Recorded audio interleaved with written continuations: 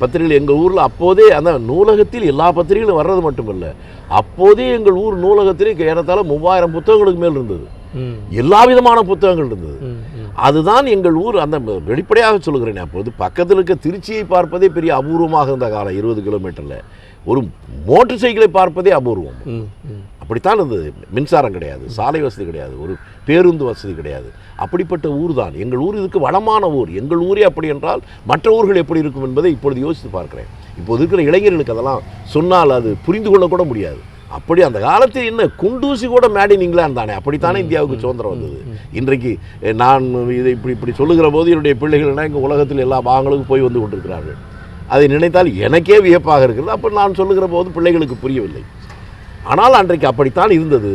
இந்த நாடு ஒன்றுமே இல்லாமல் இருந்த இந்த நாட்டை இன்றளவுக்கு உயர்த்துவதற்கு அந்த துவக்க காலத்திலே தேசிய அளவிலே நேருவும் தமிழ்நாட்டு அளவிலே தலைவர் காமராஜரும் அவர்கள் பட்ட பாடு, அவருடைய சிந்தனை, அவருடைய அர்ப்பணிப்பு மனோபாவம், அதுதான் இந்த தேசத்தை உலகத்தரத்திற்கு உயர்த்தி இருக்கிறது என்பதை உணர்ந்ததால், அறிந்ததால், தெரிந்ததால் தான் சில நேரம் அவர்களை பற்றி பேசுகிற போது நமக்கு கோபம் வருகிறது. ஒரு நாள் காமராஜர் தாலாட்டு என்று கண்ணதாசன் எழுதியிருந்த கவிதையை நான் படிக்க நேர்ந்தது.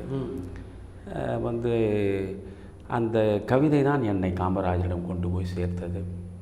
தங்கமே, தன்னிலவே, தன் புதிகை சாரலே, சிங்கமே என்று அழைத்து சீராட்டும் தாய் தவிர சொந்தமென்று ஏதும் இல்லை, துணை இருக்க மங்கை இல்லை, தூய மணி மண்டபங்கள் தோட்டங்கள் எதுவும் இல்லை, ஆண்டி கையில் ஓடிருக்கும் அதுவும் உனக்கில்லையே என்று எழுதிய கவிதை. அழகான கவிதை அது.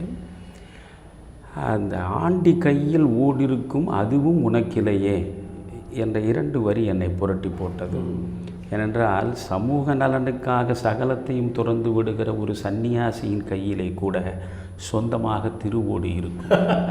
அந்த திருவோடு கூட இல்லாத ராஜரிஷியாக அரசியல் உலகத்தில் வலம் வரக்கூடிய ஒரு மனிதரின் வாழ்காலத்தில் நாம் வாழ்கிறோம் என்கிற நிலையில் அவர் மீது நான் எல்லையற்ற நேசம் கொண்டேன்.